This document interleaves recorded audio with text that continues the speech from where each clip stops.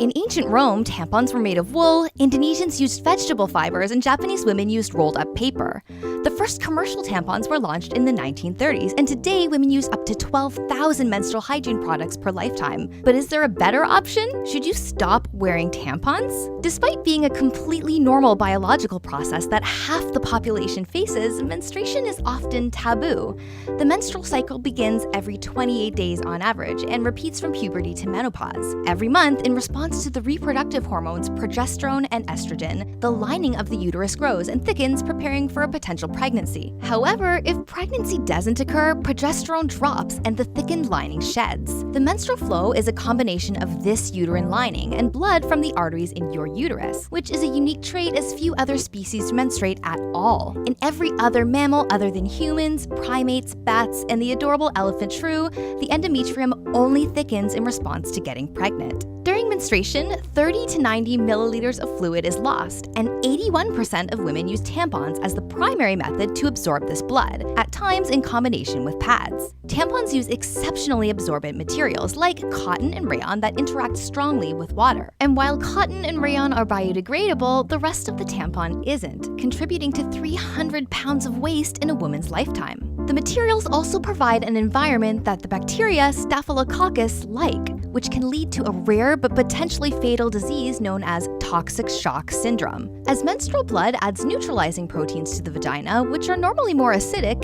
its ability to kill bacteria is reduced. In 1983, more than 2,200 cases of toxic shock syndrome were reported to the CDC, but by 1997, there were only 5 cases. This decrease is attributed to education about tampons, like the need to change it at least every 8 hours, and using the lowest absorbency for your flow. On top of this, tampons can lead to vaginal dryness and breakage in the skin, leaving you prone to further infection. On average, women spend close to $100 on tampons and pads a year, which are often taxed as luxury goods despite being a basic necessity. Protests have influenced governments like Canada to remove the tampon tax, but in many lower-income nations, the high price of tampons causes girls to miss school.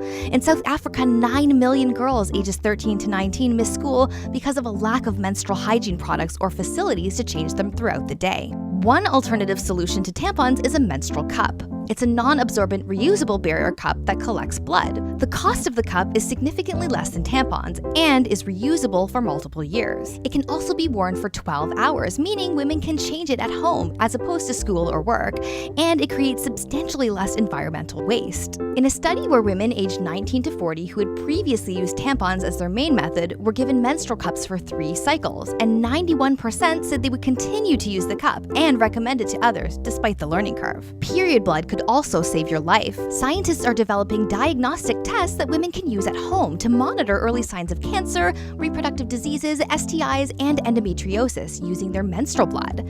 Additionally, stem cells found in menstrual blood are more powerful than those found in bone marrow. These stem cells can differentiate into 9 different types of cells, meaning period blood might provide a potentially unlimited, easily collected, inexpensive, and without ethical dilemma, source of stem cells for regenerative medicine. From gross and taboo to normal to potentially life-saving, periods are pretty cool. Period. If you want to learn interesting scientific hacks to minimize physical pain and emotional pain during your period, head over to my channel Ask Kimberly. Or you can check out my other videos where I tackle all kinds of relationship issues as a relationship expert and a therapist. Thanks to my brother Mitch for having me on the channel, and subscribe for more weekly science videos.